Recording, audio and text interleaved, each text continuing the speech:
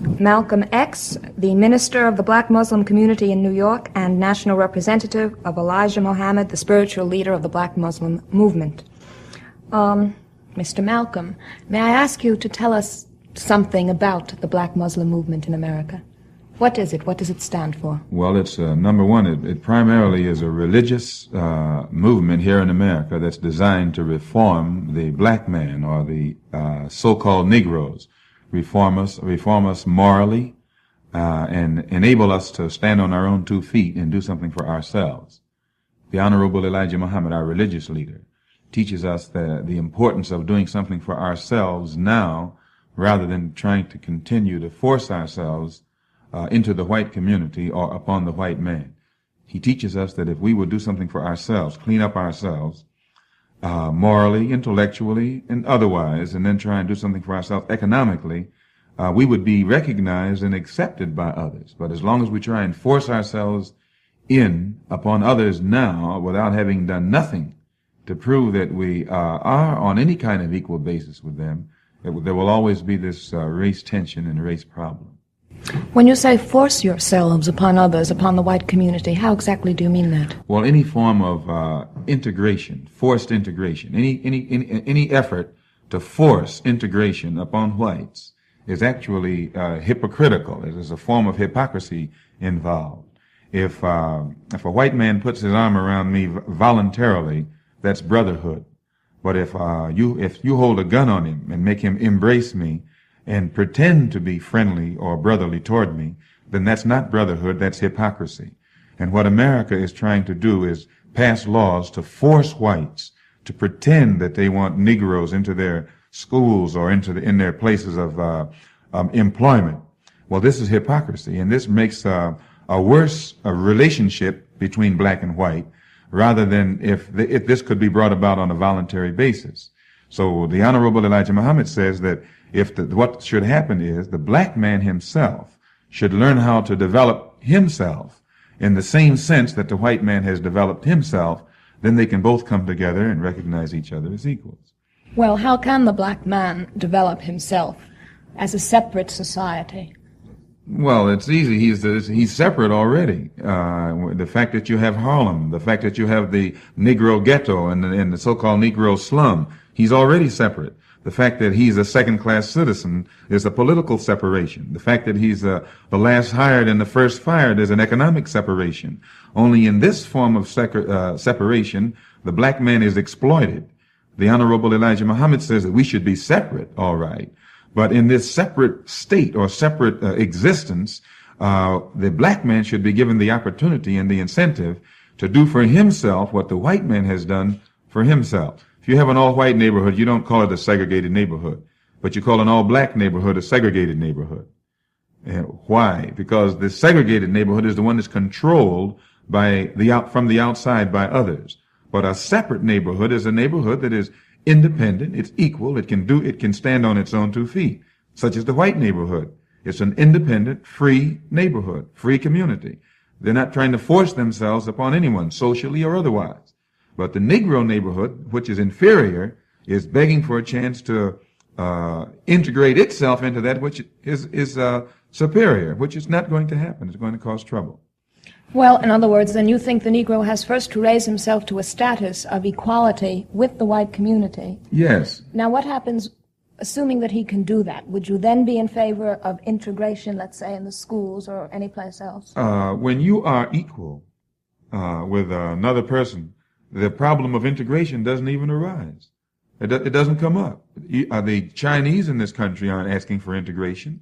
The Japanese aren't asking for integration. The only minority in America that's asking for integration is the so-called Negro, primarily because he is inferior, not inherently inferior, but he's economically, socially, politically inferior, and this exists because he has never tried to stand on his own 2 feet and do something for himself. He has filled the role of a beggar. Well, how can a minority group in this country, so-called, stand on its own 2 feet? Well, I can give you this example by explaining the difference between segregation and separation. Segregation is that which is forced upon an inferior by a superior. Separation is done voluntarily by two equals. If I have children and they live in my house, I care for them, They're dependent upon me, and their dependence upon me puts me in a position to regulate their lives, control their lives, tell them where to go, where they can't go. That's a form of segregation. But when those children become of age and they think they're equal with me, they leave my home. And when they leave my home and begin to set up a home for themselves, provide clothing, food, and shelter for themselves, that makes them independent of me. It puts them out of my jurisdiction. The fact that they can do for themselves that which I have done for myself makes me have to recognize that they are equals with me. And now the Honorable Elijah Muhammad says that the black man in America for the past 400 years has been like a boy in the white man's house, begging the white man for a job, for food, clothing, and shelter. And then after the white man provides him with all of these things, he turns around and has the nerve to get angry at the white man when the white man tries to control his life. But how, from a practical point of view, can the Negro be self-sufficient? The Honorable Elijah Muhammad says, number one, he must have a knowledge of himself. And this gives him confidence in himself. He has been brainwashed by the educational system that exists here in America to the point where he feels he was a savage in the jungle when he was before he was brought here, and this destroys his morale. So the number one thing that has to be done, he has to be retaught, he has to be re-educated and made to know that he's a man like anyone else, and then he can stand on his own 2 feet like others have done. I might add, the whites who came here only, say 50 years ago as immigrants have come into this country. They have set up businesses. They've developed these businesses into an industry. Some of them came here as poor immigrants, uneducated, and yet today they're economically independent. Now, the black man here was so-called free by Lincoln 100 years ago.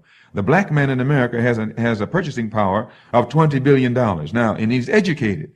If the white man can come here uneducated and as an immigrant, and within 10 or 15 years set up an industry that provides job opportunities and educational opportunities for black people, then if the black man, the black leadership, who has access to all of this money and has all of these degrees today, can't use his talent and his know-how to set up business opportunities, job opportunities, housing opportunities for the black people, the same as the white leaders have done for white people, then these black leaders need to get off the boat. They're not leading our people toward any kind of independence, but they're using their positions and their education and their talent to exploit our people worse than the slave master did during slavery. Any race that loves the world and hates itself will eventually become its own oppressor. Read that again. Any race that loves the world and hates itself will eventually become its own oppressor.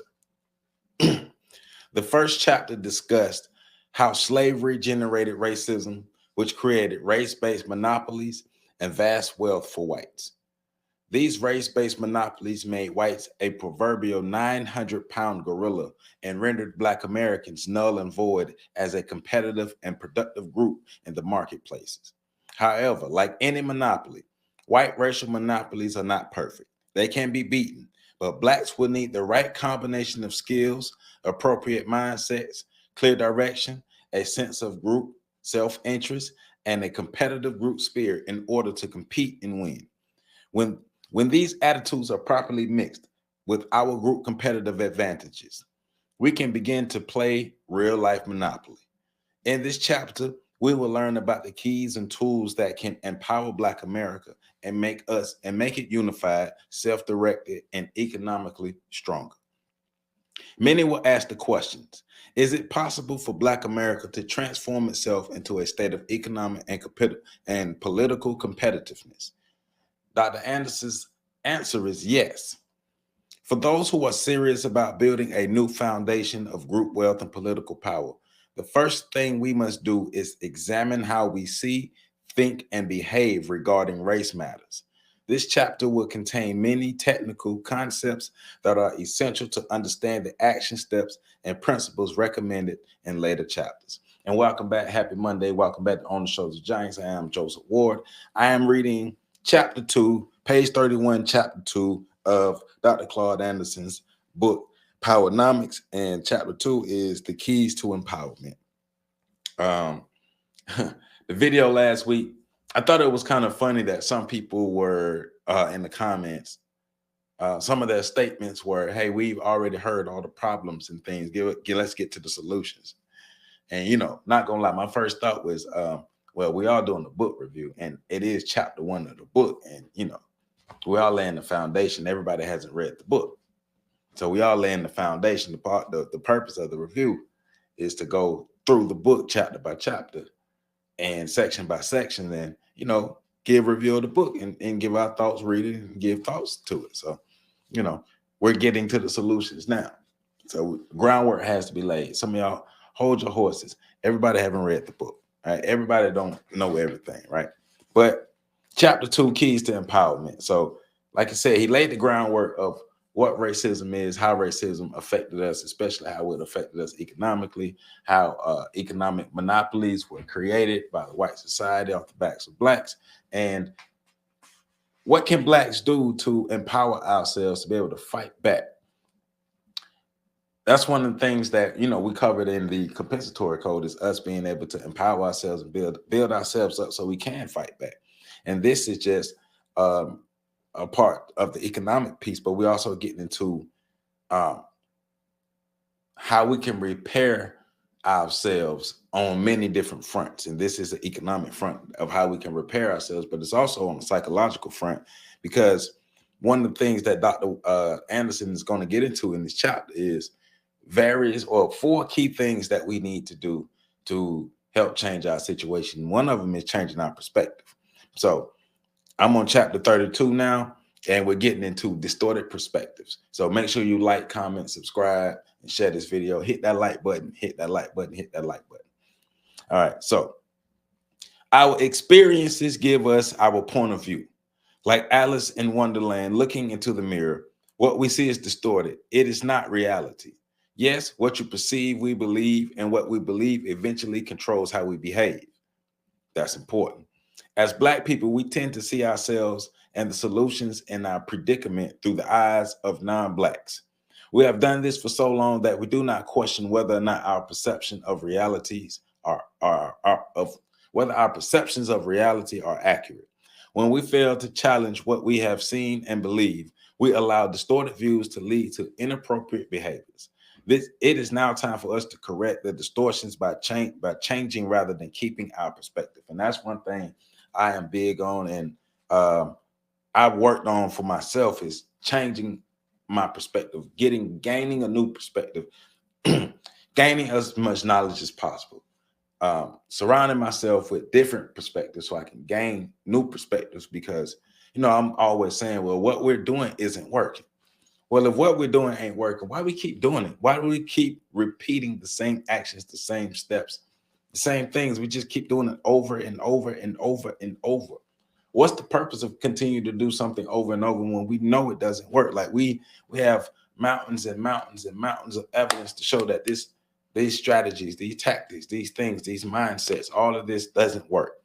It doesn't work for us. It hasn't helped us improve our situation at all, but we keep doing it. Why do we keep doing it? Because the perspective hasn't changed. That there has been no paradigm shift. There has been no different programming that was put into the minds. That's the whole purpose of the psychological reprogramming of ourselves, is to have a different program, a different paradigm, a different perspective. You have to think different. We actually have to think outside of the box. And that's what we're getting into next. Outside of the box thinking. It has been said that the epitome of madness is to do the same thing over and over while fully expecting things to somehow change. We have spent centuries seeking civil rights and social acceptance while our conditions remain relatively fixed.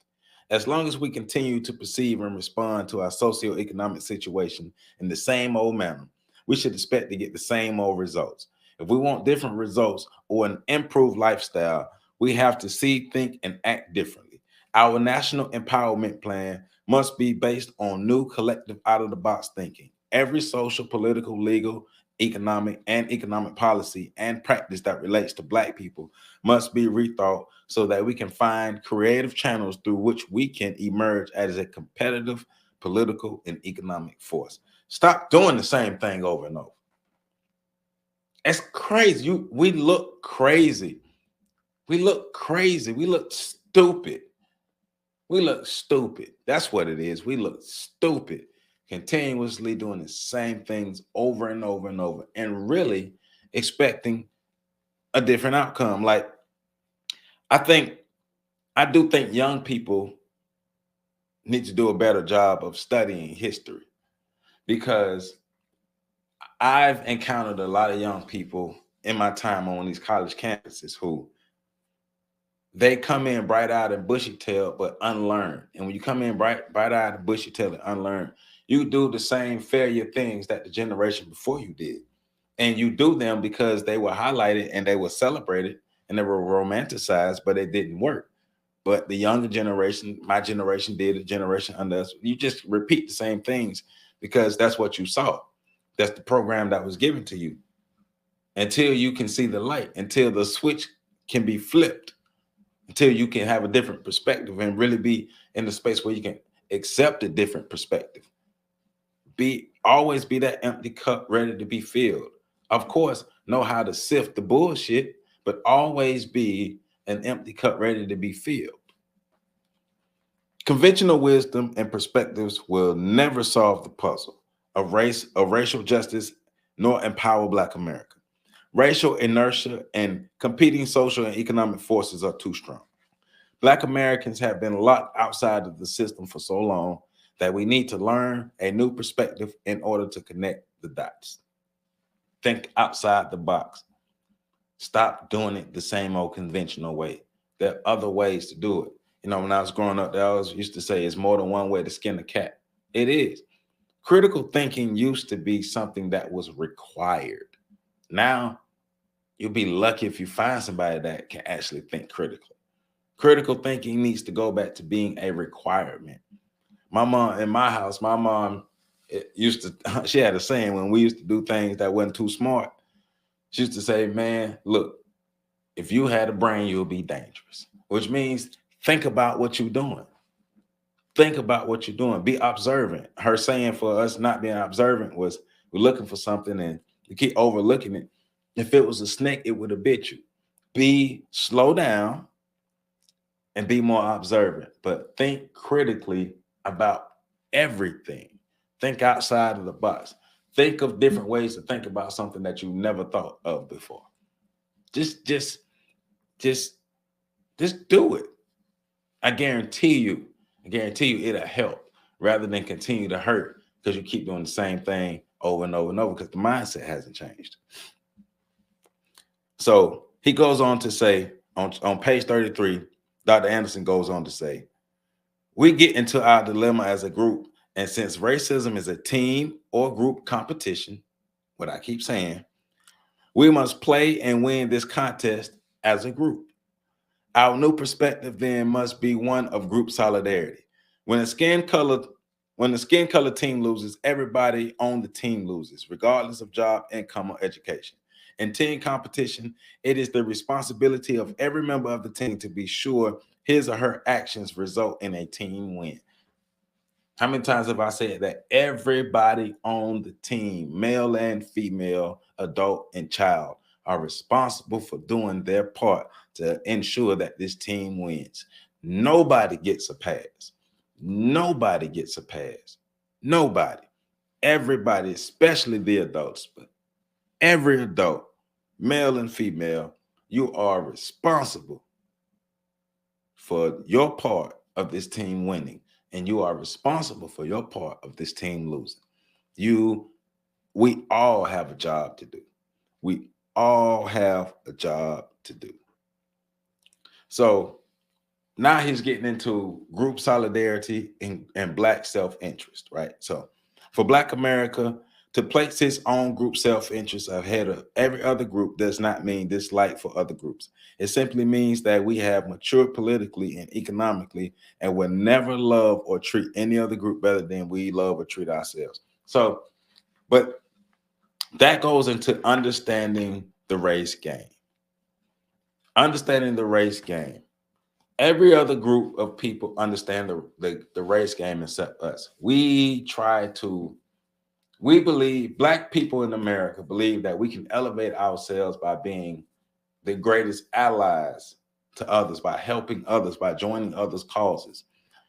But when we look around, nobody joins our causes en masse. You might have individuals, but en masse, no other group joins our causes the way we join other people's causes. And that's because other people understand the race game. They understand group loyalty. They understand group solidarity. They understand self-interest. We need to better understand Black self-interest. So what that means is we put the interest of the group, of the race, ahead of the individual or any other group or race. Everything is a racial issue. It's not a civil rights issue. It's not none of that. It's a racial issue. Everything is a racial issue because racism is a team sport. Racism is a competition. We are in a race. So everything is a racial issue. But group solidarity, Black self-interest has to be our highest priority. Forget helping other people until we can help ourselves. You heard Malcolm X talking about when he was talking about being able to integrate. A group of powerful people don't, like he said, the word integration and the act of integrating doesn't even, it's not even a reality to a group of self-actualized powerful people. People who are respected, are actualized, are powerful, are united, they have the power, the leverage, the resources, the ability to move into other spaces as a competitor. They move into these other spaces as a competitor and compete with these other people in these other spaces. And they can do that because they are a collective group. They're a codified group. They're a united group. They're a group of people who move as one. And so since that happens, since they operate like that, they can move into other spaces. They won't integrate. They won't assimilate. They'll move into these spaces and compete. What we should be doing. But when you are oppressed, integration is an option for oppressed people, for dominated people. Integration is an option because you have to integrate because you're looking for resources. When you don't have to integrate, that's because you already have the resources that you need. When you're looking to integrate, you don't have the resources you need.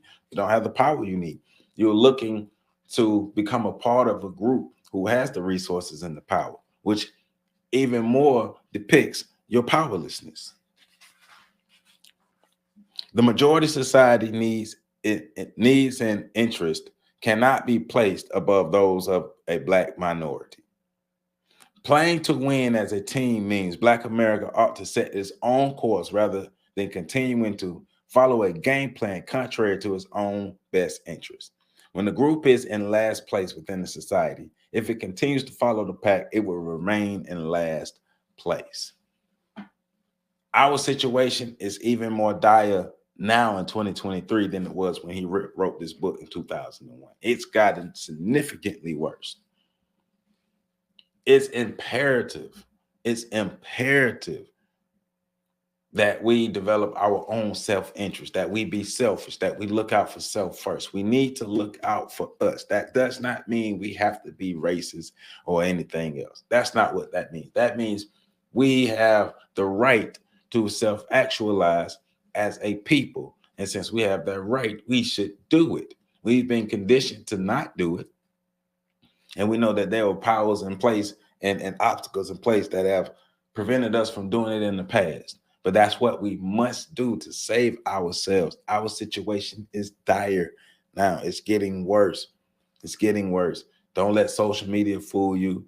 Don't let feel-good politics fool you. Don't let nobody try to tell you that Black America is getting better. We're getting stronger. We're doing this. They lying to you. They're lying to you. They can't even show you how we're getting better. They can't even show you how we get stronger. Tell them to give you some tangible evidence. I'm not here to give you doom and gloom stuff, but I'm just being real. We can fix our situation. I believe we can fix our situation. I believe we can improve our situation, but we have to be honest about it. It's not good. People keep saying America's going to fall. America's going to fall. Yeah, if America falls and we're 100% dependent upon America, God damn it, we fall too. It don't make no sense to try to celebrate America falling when you're dependent upon it.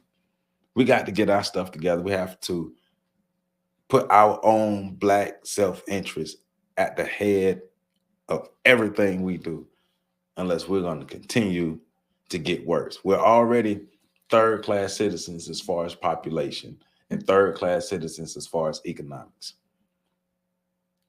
The Asians are coming for us population-wise, and the Hispanics are coming for us as far as economics. Keep playing with it. None of these groups are thinking about reaching back and saving us. Everybody is in competition with us, and everybody has a plan to surpass us. Keep playing. So the empowerment mode, page 34.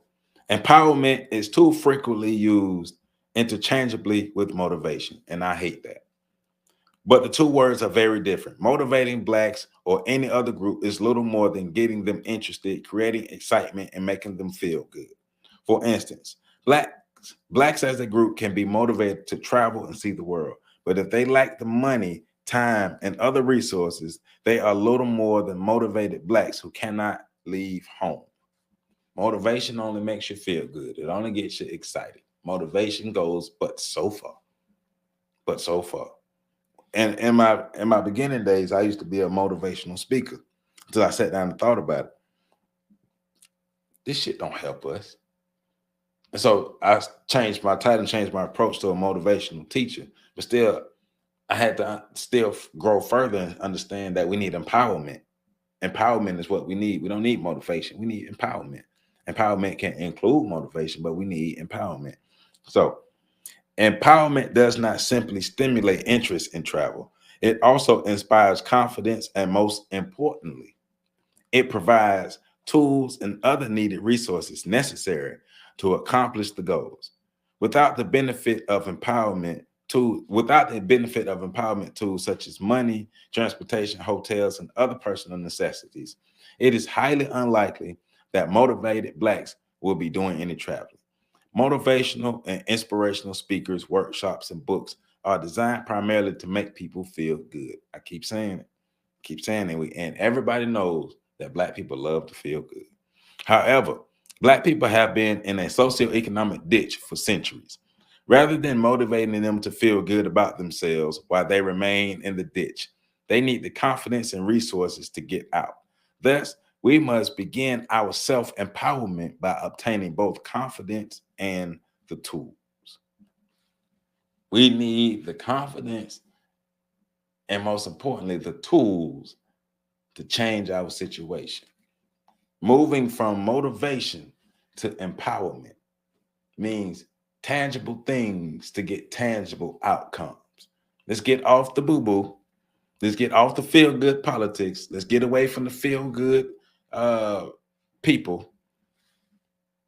If you ain't about that action, boss, what we talking about? If you can't show me no tangible outcomes, what we talking about? Why you talking to me? Why you still talking? Show me some tangible outcomes. We should be in our neighborhoods working to create tangible outcomes.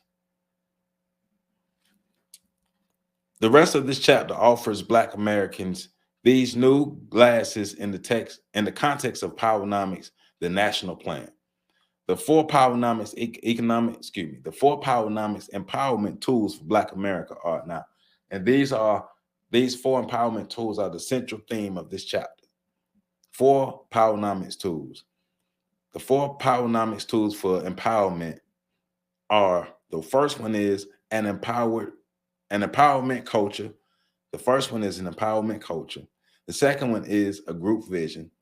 The third is the paradigm of ethno aggregation. And the fourth is the paradigm of vertical integration. And so the remainder of this book will be adding on to and explaining further what these 4 are. Once again, I'm gonna read them. The four empowerment tools are: number 1, an empowerment culture; 2, a group vision; 3, the paradigm of ethno aggregation; and 4, the paradigm of vertical integration. All right, now let's dive in. Dive in head first. Let's see what Dr. Anderson's talking about with these. So the first key to empowerment is an empowerment culture. For the culture, y'all.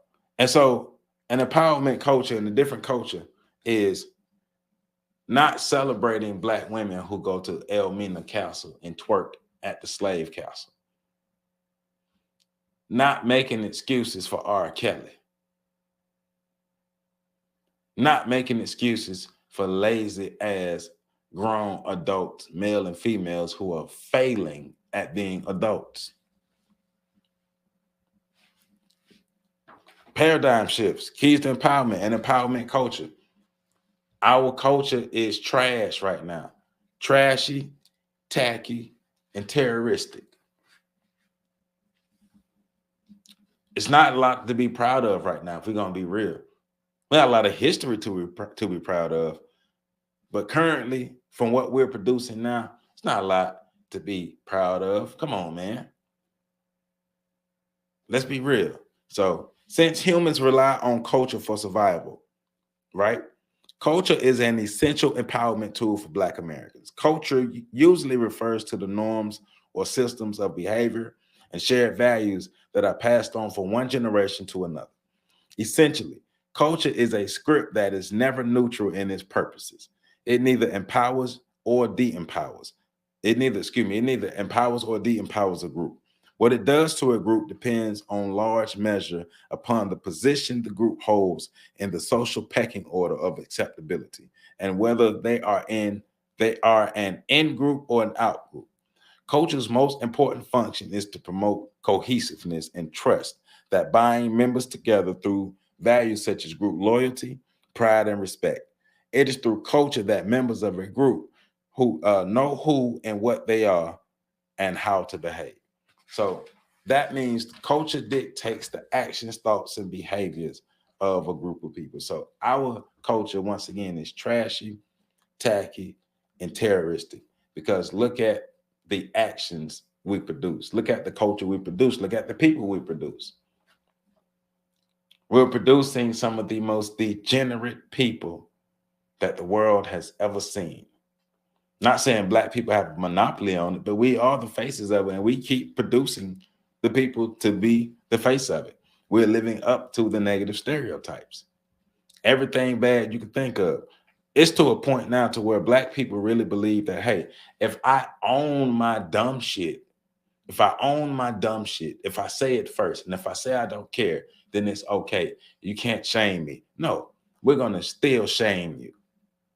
Change your behavior. Nigger behavior will not help us overcome the system of white supremacy. Niggers were made to be destructive. That's what they want us to do. They want us to destroy ourselves. They want us to be the biggest roadblock for ourselves. That's what they want us to do. That's what they trained us to do. And that's exactly what we're doing. Our culture needs to change. The culture of America's dominant society is Eurocentric. Through its culture, it promotes its own values as a baseline against which every other group is compared. Blacks must build a foundation on the roots of their culture as illustrated.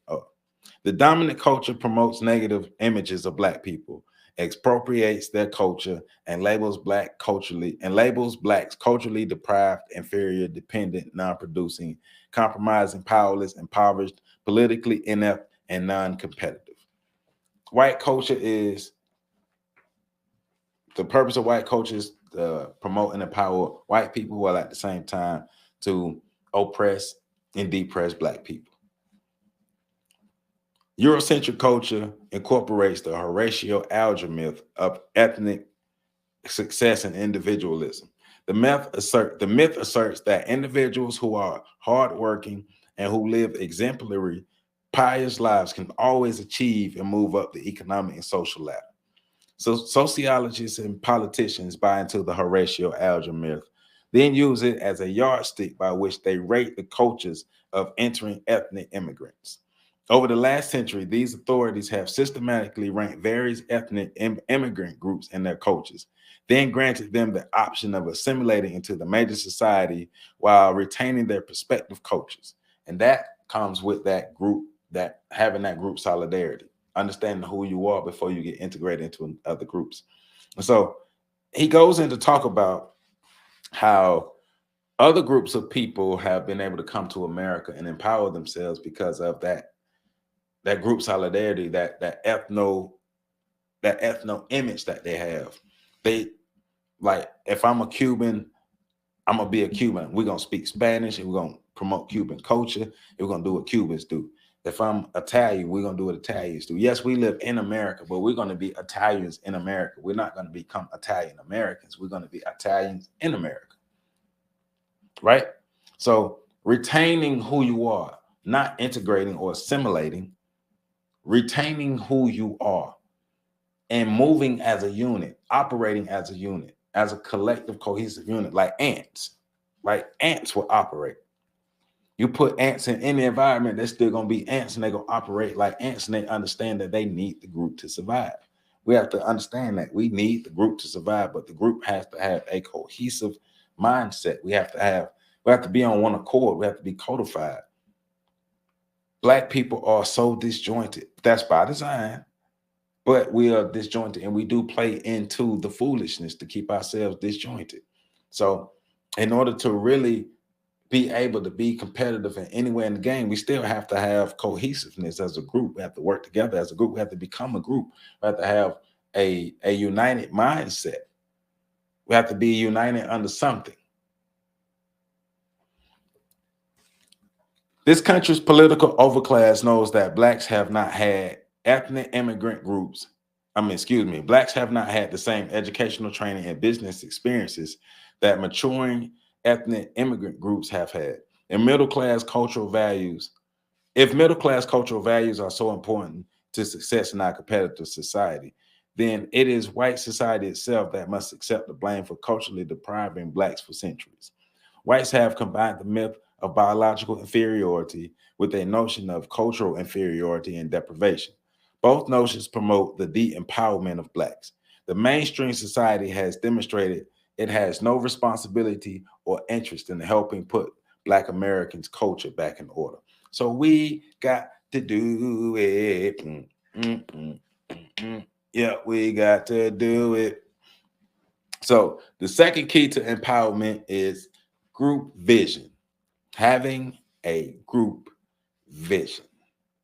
So we got to have an empowerment culture.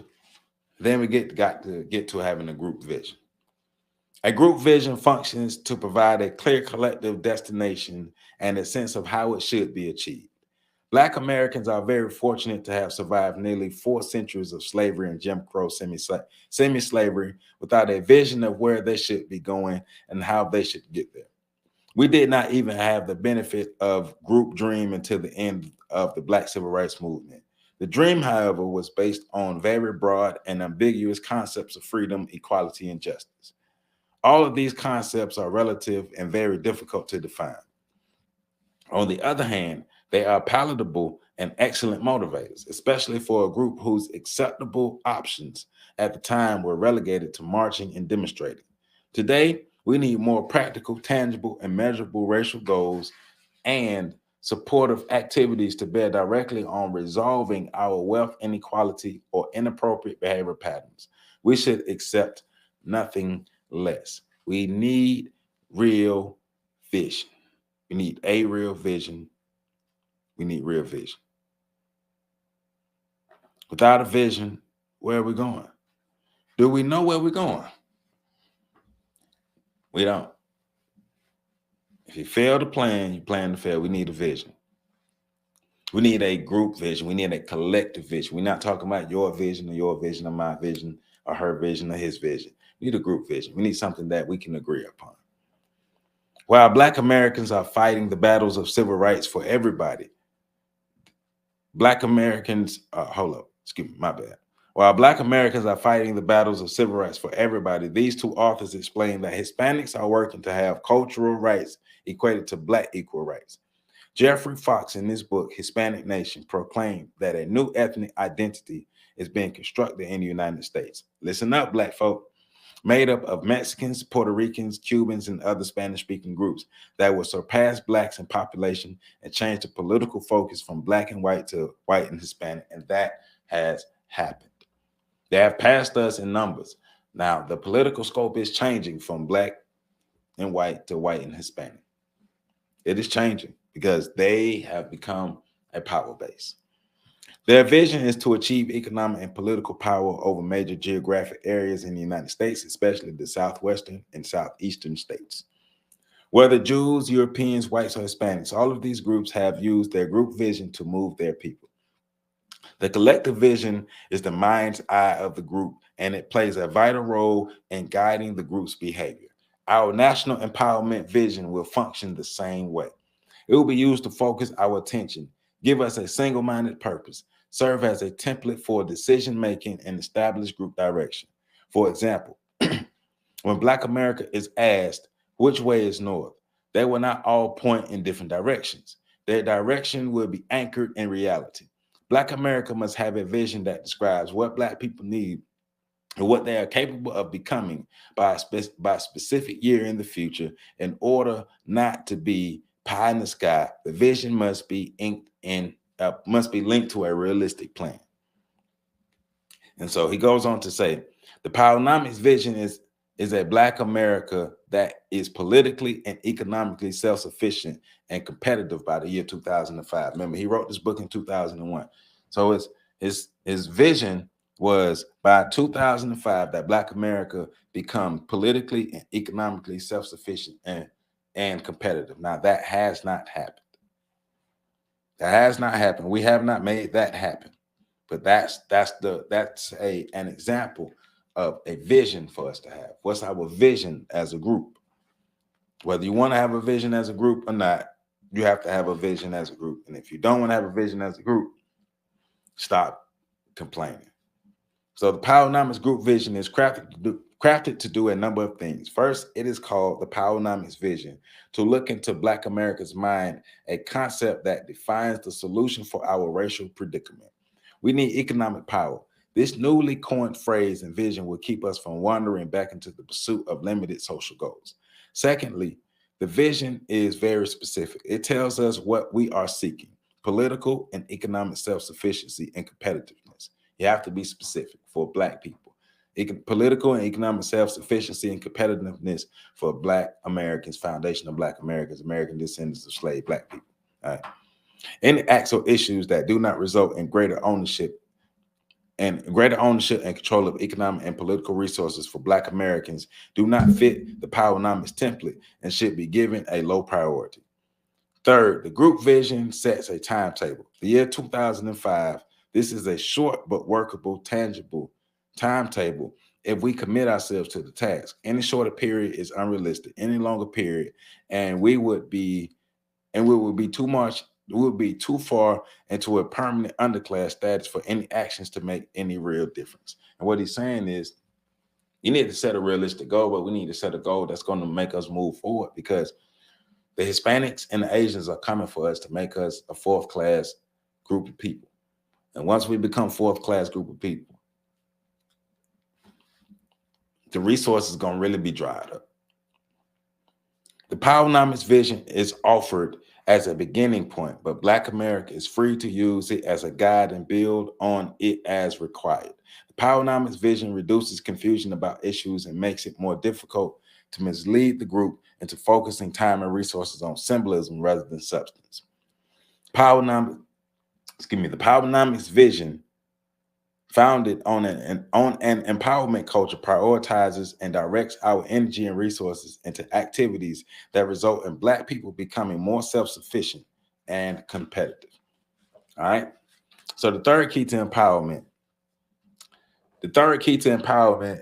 is two supportive Powernomics paradigms that can function as windows through which Black America views of the world is further refined. We must not underestimate the importance of having paradigms that guide us as we see, think, and behave as a group based upon their own self-interest.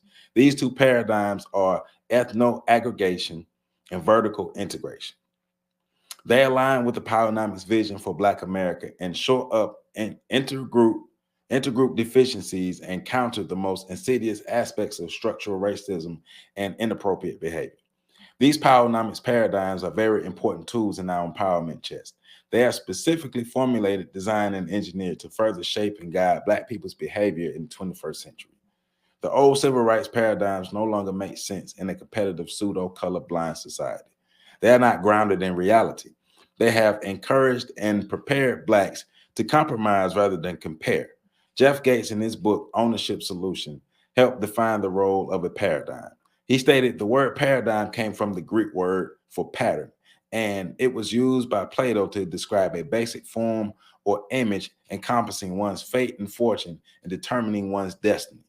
In other words, paradigms are deeply held assumptions or values that operate like models, templates, or patterns. They shape what we see in a culture and a racial context. All right, so let's get into ethno aggregation. So what is ethno aggregation? What is that? Ethno aggregation is best defined as a voluntary concentration of individuals and their resources. Let me start back. So ethno aggregation is best defined as the voluntary concentration of individuals and their resources around the ethnic or language commonalities for the purpose of improving their economic and political competitiveness. The term ethno aggregation may be new, but the concept is not.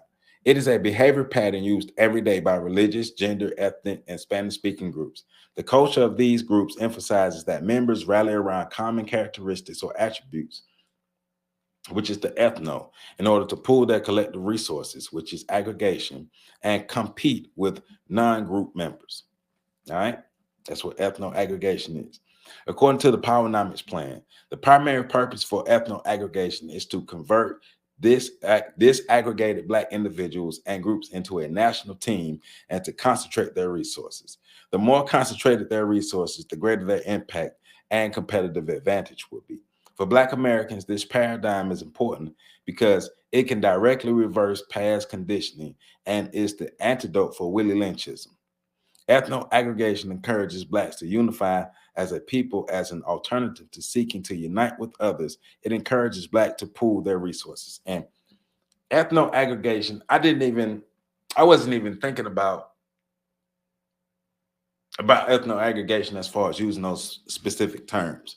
I talked about it a bit in last week's video about pooling resources together. So I went on a leadership retreat last weekend, matter of fact. Went on a leadership retreat, and one of the activities that we did, I can't get too much into it, but one of the activities that we did put us in the simulation to where we had to survive. And the biggest takeaway I got from that is if we would have pooled our resources together, aka if we would have ethno aggregated, we would have thrived. And that's just the point. If you use ethno aggregation, pooling our resources together to work together, we will thrive. It's just that it's not even having to go too deep about it. If we put our resources together, we will thrive. We have to work together. We have to trust each other. But we have to have the wherewithal to understand that this is a group thing. This is a racial thing. It's a team sport. Everybody else is ethno aggregating. We not. That's why they passing us. Yes, it's cool to celebrate the individuals who are successful, but as a group, if we are not successful, we're not talking about anything. Like, we have to pool our resources together. We have to work together. That's how dire the situation is at this point. If we don't pool our resources together, we're going to really fail and start failing faster and faster and faster and faster as time goes. The rate of failure will be unheard of. It'll be stupid because we refuse to pool our resources together. We refuse to work together. We refuse to do what we need to do to become competitive in this sport, in this team sport. It's insane that we continue to refuse to work together. It's insane that we can talk about, we can accurately articulate how other groups of people pool their resources together and are successful in doing that. But then we will make excuses and make jokes as to why we can't do it. That's dumb. That's idiotic. Black people, we can do so much better if we thought better and move differently. If we work together, we have to work together. We have to work together. We have to work together. We have to work together. You don't even have to get deep with that. Ethno aggregation. Pull our goddamn resources together and work together.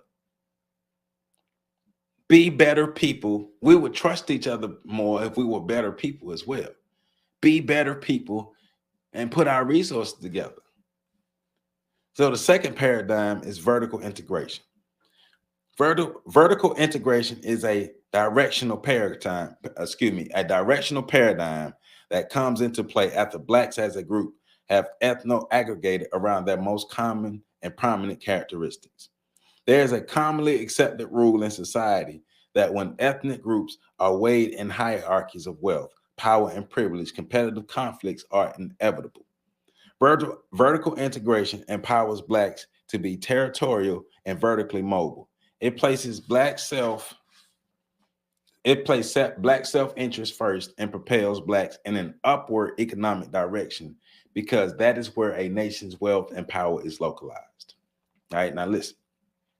Wealth, income, businesses, privileges, and resource powers are fixed and parallel with whiteness at the top of the resources ladder and Blackness at the bottom. Wealth and power resources are continuously and disproportionately distributed to those at the top first. These resources circulate horizontally among members of the white in group before portions of the wealth and power trickle down to Blacks and other out groups at the lower levels. On the bottom levels, Blacks get what those above either did not want or did not need. Either way, the results is the same. It is always too little, too late. However, we have a chance. We can continue to wait, hoping for those at the top to have a change of heart and share some of this nation's vast fortune, but that is against the grain of history and not likely to occur. Our best remaining option is to implement a national plan with strategies for moving up the nation's pecking order and compete for wealth and power resources at every level, being vertical rather than horizontal. Basically, when you verticalize your businesses and your economics and stuff, you empower yourself because you're building on top of what you already have. You're using the wealth and money and resources that you have to build more wealth and resources. And once you have built enough wealth and power, you can move horizontally and move into other spaces and compete in other spaces, like I said earlier. So vertical integration, working hand in hand with ethno aggregation, is symbolized in the power T illustration. So think about a T, a capital T. A group aggregates and concentrates its resources at the base of the stem of the T. All right. For maximum strength, once Blacks have concentrated their resources, they should move them up the stem towards the crossbar at its top. As Blacks ascend the stem, they compete at each class level with each ethnic group, religious, language, and other gender group.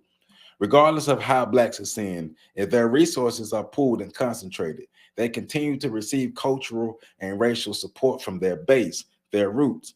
They hold all newly captured turf so that Blacks from below can have a clear channel through which they can ascend to. Those Blacks who reach the top of the T can then capture new territory by moving horizontally into the non-Black communities and pursuing political and business opportunities. As more Blacks reach the top, they too can expand horizontally and capture new political and economic resources. Once we strengthen ourselves at our base, move vertically up, and be able to conquer other levels, being able to be more competitive and outcompete other groups and win and conquer and have more money, power, wealth, and resources for ourselves.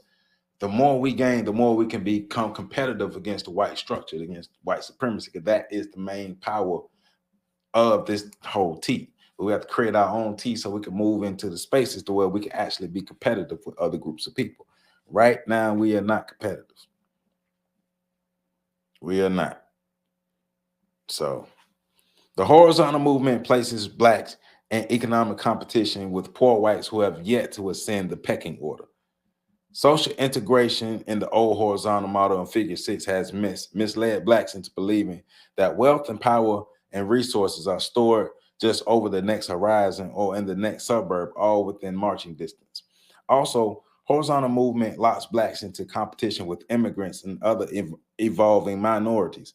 Multiculturalism, cultural diversity, and other colorblind society give the illusion of progress. Blacks were convinced into believing that aligning with ethnic immigrants who have been in this country for less than 30 years is somehow progress for black people. Aligning with these immigrant groups and their horizontal issues detoured blacks. Moreover, it blurred the obligations that this nation's advantaged society has had as disadvantaged blacks citizens. Let me read that again. Moreover, it blurred the obligations that this nation's advantaged society has to its disadvantaged black citizens. Even now, every black initiative is burdened with a universalism that requires them to share the fruits of their victory with other horizontal groups competing against black people. So we're too friendly, we're too integrated, we're too assimilated. We don't think about self. That's why we have to have that group vision. That's why we have to be locked in to think about ourselves. If we're not thinking about ourselves, we're not thinking about doing for self, not thinking about taking care of self, everything that we do will benefit everybody else except us like it does now. So that's why it's one of the reasons why Dr. Anderson talks about being specific in what you're asking for.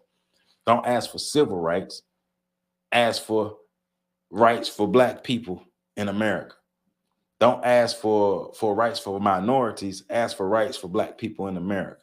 Don't ask for rights for marginalized or oppressed groups, ask for rights for black people in America. But we have to be single-minded. Think about, let's before we conclude this, there are 4 keys to empowerment. His 4 keys to empowerment: having an empowerment culture, changing the way we look at ourselves and we look at our other groups and we look at our competitors and our enemies. We have enemies and we have competitors. How do we look at them? We look at them the same way we look at ourselves, unfortunately. So that places us at a disadvantage. We keep doing the same thing over and over and over and over. And we need to, the first empowerment tactic, he said, is have an empowerment culture. The second is have a group vision that articulates for us a clear picture of what Black America should be and what we should achieve.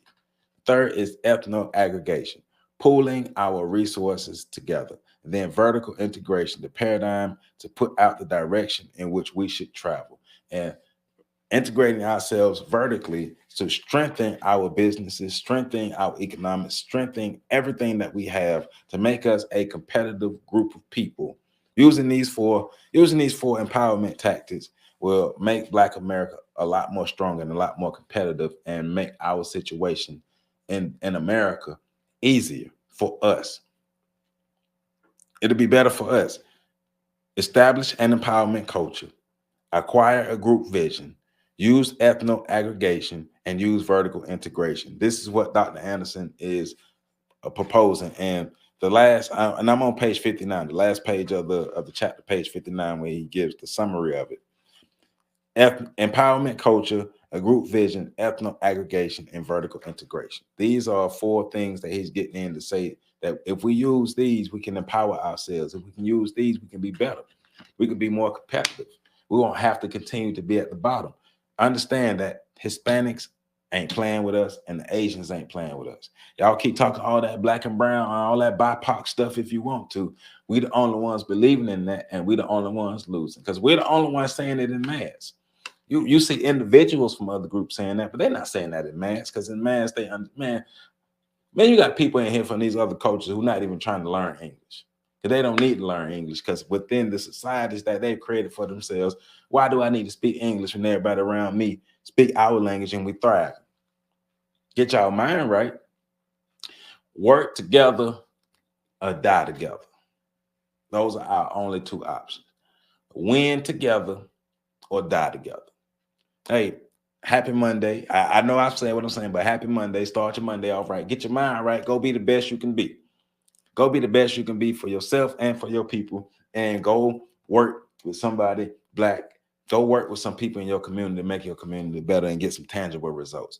This is Powernomics, the national plan to empower Black America by Dr. Claude Anderson. chapter 2 we read. So, you know, next week we jumping into chapter 3.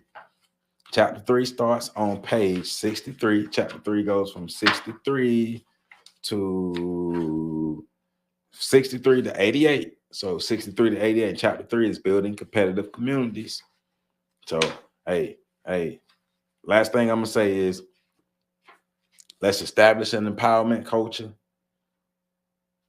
Let's acquire a group vision. Let's use ethno aggregation, and let's use vertical integration, and let's stop mildewing and start barbecuing and make some real tangible outcomes. I'm Joseph Ward. I love you all. Make sure y'all catch the next video.